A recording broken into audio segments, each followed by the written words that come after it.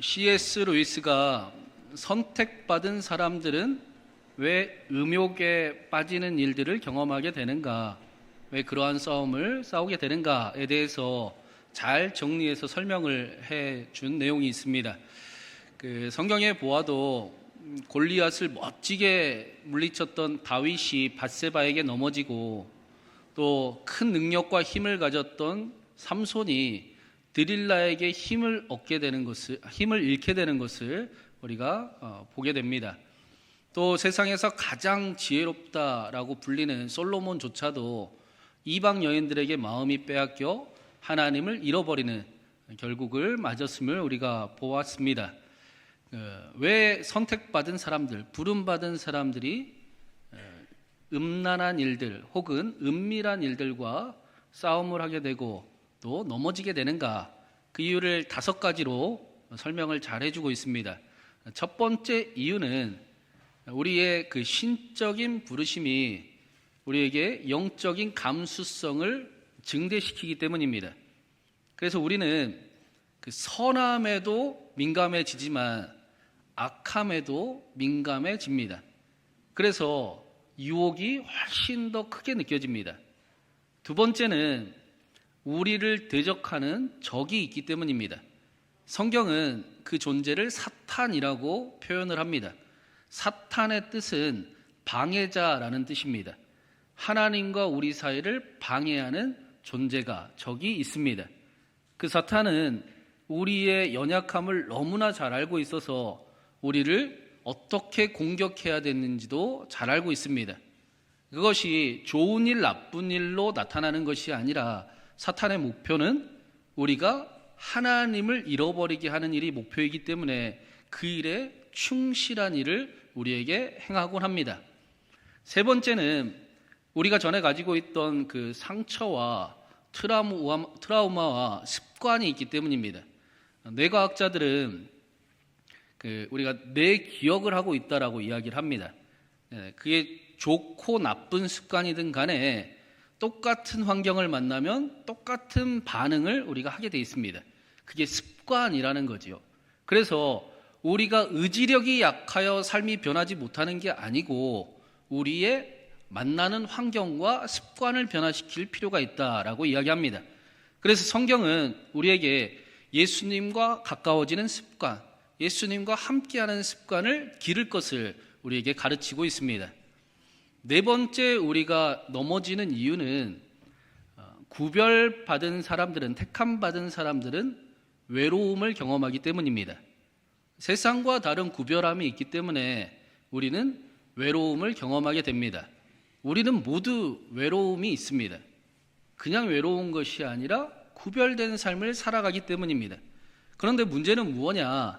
그 외로움을 너무나 쉽게 유혹으로 채우는 일들을 행한다라는 것입니다. 그 외로움이 유혹으로 채워질 것 같이 느껴지기 때문에 그런 일들에 넘어지곤 합니다. 그래서 C.S. 루이스는 그 외로움을 유혹으로 채울 것이 아니라 그 외로운 길을 함께 걸어가고 있는 사람들, 함께 그 외로움을 이해할 수 있는 사람들, 그 사람들을 보고 교회라고 하는데, 교회로 그 외로움을 채울 것을 권면을 합니다. 세상과 구별되는 외로움 때문에 유혹으로 대체하지 말고 교회에서 그 외로움을 함께 나눌 수 있는 사람들과 함께 해결하는 삶을 살아가라라는 것입니다. 그래서 믿음 생활은 절대로 혼자는 못하는 겁니다. 혼자서 할 수 없습니다. 우리가 구별되고 부르심을 받은 삶을 살아가기 위해서는, 살아가고자 한다면 우리에게는 그 외로움을 함께 나눌 수 있는 교회 공동체가 있어야 합니다. 외로움을 채워줄 수 있는 곳이 있어야 합니다. 그래서 예수님께서 우리에게 그 십자가와 부활로 선물해 주신 것이 바로 교회입니다. 제가 여러분에게 선물해 주고 싶은 것도 교회입니다. 그러니까 토요일 나오라고 계속 그러잖아요. 여러분은 계속 도망치지만 저는 여러분에게 교회를 선물해 줘야 되기 때문에 우리는 너무나 쉽게 그 외로움을 유혹으로 채우는 삶을 살아가고 있기 때문에 여러분에게 교회를 선물해 주기를 간절히 바랍니다. 교회가 여러분을 위로하고 여러분을 복된 길로 걸어가게 하고 또 함께 믿음의 꿈을 이뤄가는 귀한 신광교회가 우리가 함께 만들어갈 수 있기를 선물로 임하기를 간절히 바랍니다. 마지막으로 5번째 이유는 부름이 높을수록 공격이 더 강하기 때문입니다. 하나님께서 우리를 위한 부르심이 클수록 적들이 우리를 향한 공격은 더 커집니다. 우리가 하나님 앞에 더 중요한 존재일수록 적의 공격은 더 강합니다.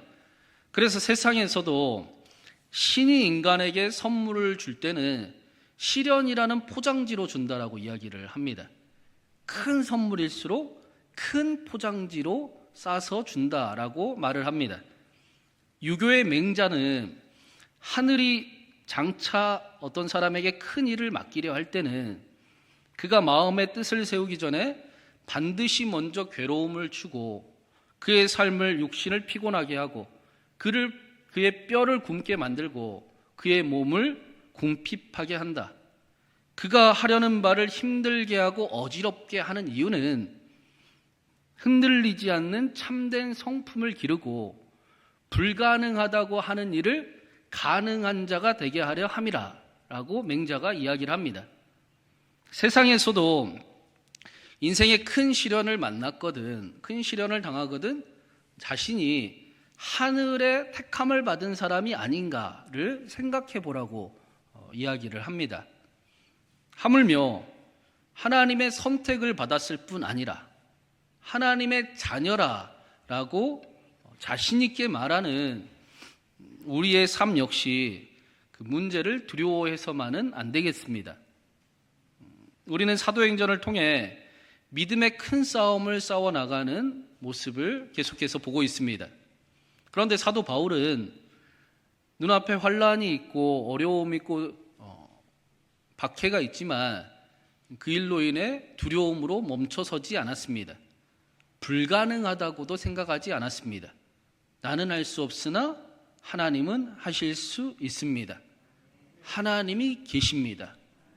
그런 사도 바울의 삶을 통해 세계의 모든 역사가 인정하는 세상을 변화시키는 인생을 살아갔다라고 평가를 합니다. 지난주 말씀에 사도 바울은 야고보의 요청대로 결례를 행했습니다. 마침 나실인 소원을 한 사람들이 4명이 있어서 함께 결례를 행하고 유대인들에게 나도 율법을 지키는 사람이다라는 것을 보여주었습니다.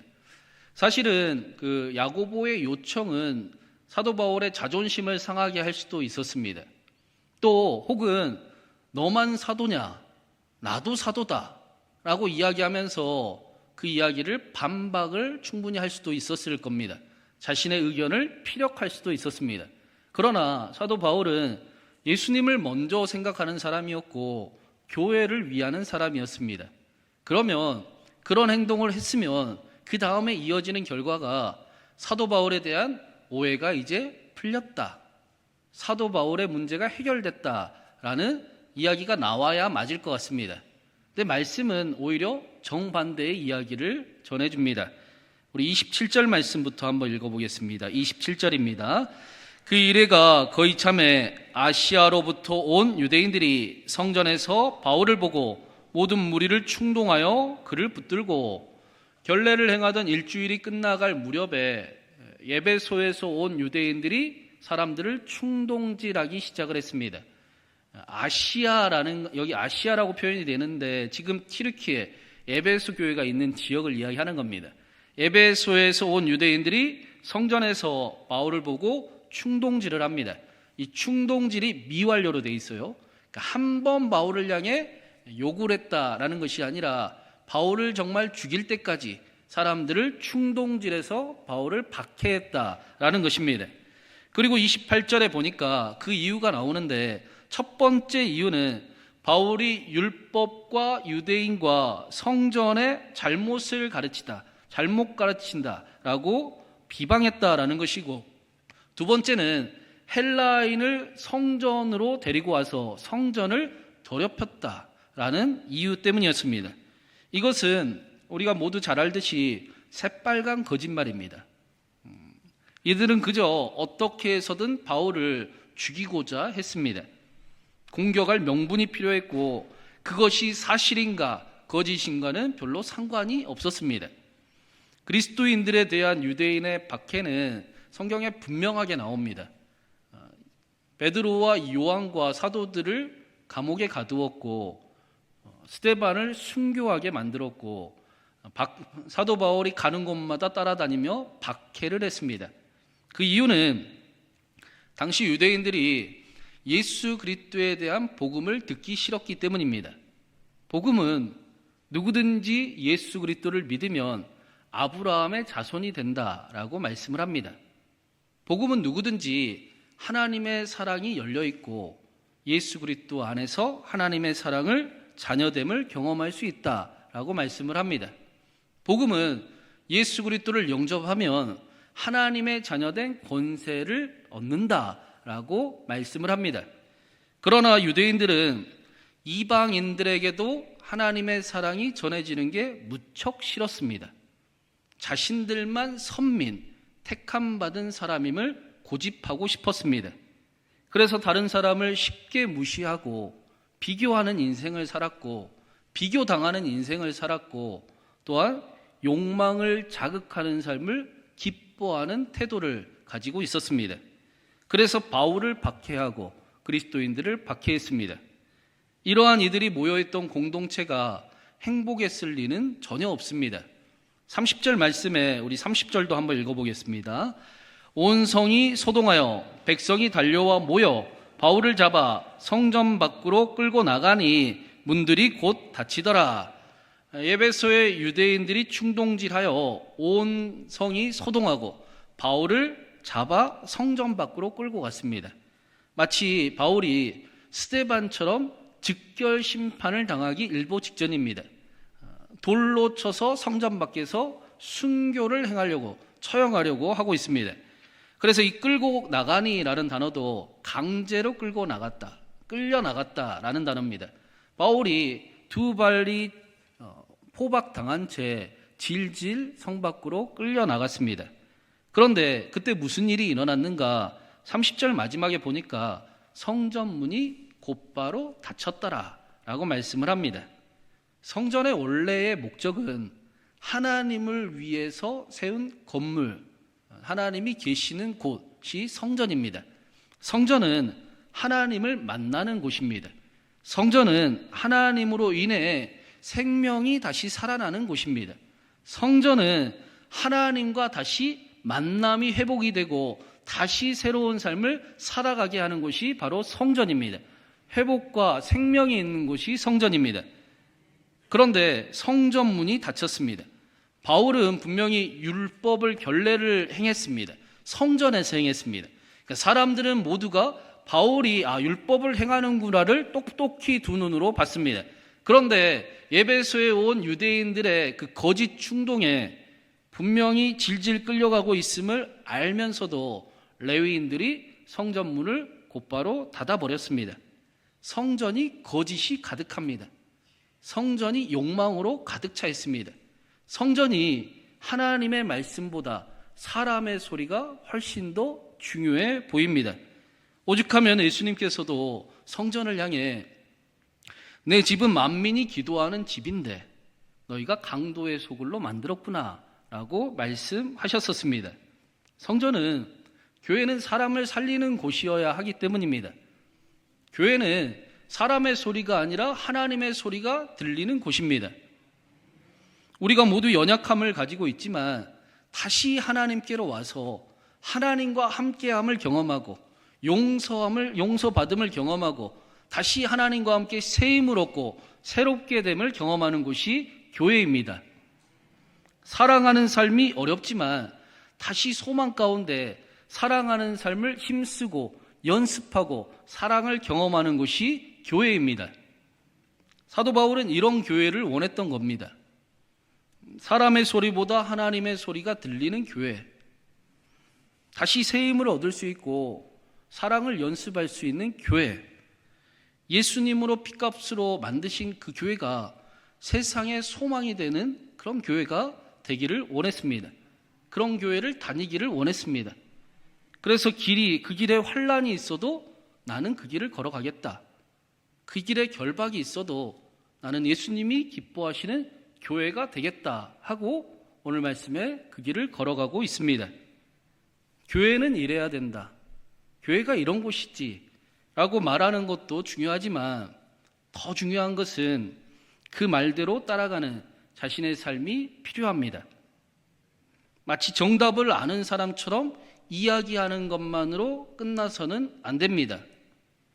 우리의 행동과 우리의 결정과 우리의 태도와 우리의 입술과 우리의 표정이 십자가의 길을 걸어가고 그리고 부활의 기적을 맛보는 교회가 되어야 합니다. 사도 바울이 지금 그 길을 걸어가고 있는 것입니다. 31절에 보니까 소동을 일으킨 무리들은 실제로 바울을 죽이려고 했습니다. 우리 마지막으로 31절, 32절도 한번 읽어보겠습니다. 그들이 그를 죽이려 할 때에 온 예루살렘이 요란하다는 소문이 군대의 천부장에게 들리매 그가 급히 군인들과 백부장들을 거느리고 달려 내려가니 그들이 천부장과 군인들을 보고 바울 치기를 그치는지라. 이 순간에 바울의 심정이 어떠했을까? 예루살렘의 환란과 결박이 기다리는 것을 알지만 생명을 걸고 예루살렘으로 왔습니다. 그런데 정말로 마지막 순간이 되어버린 것 같습니다. 유대인들은 실제로 죽이려고 했고 32절 마지막에 천부장이 왔을 때 여전히 바울을 향해 돌을 던지고 죽이는 중이었습니다. 바울은 자신의 마지막 모습이 마치 스데반이 성전 밖으로 질질 끌려가서 돌에 맞아 순교한 모습과 비슷함을 떠올렸을 것입니다. 스데반이 마지막 순간에도 성령 충만했던 것처럼 사도 바울 역시도 성령 충만하여 죽음을 두려워하지는 않았을 것입니다.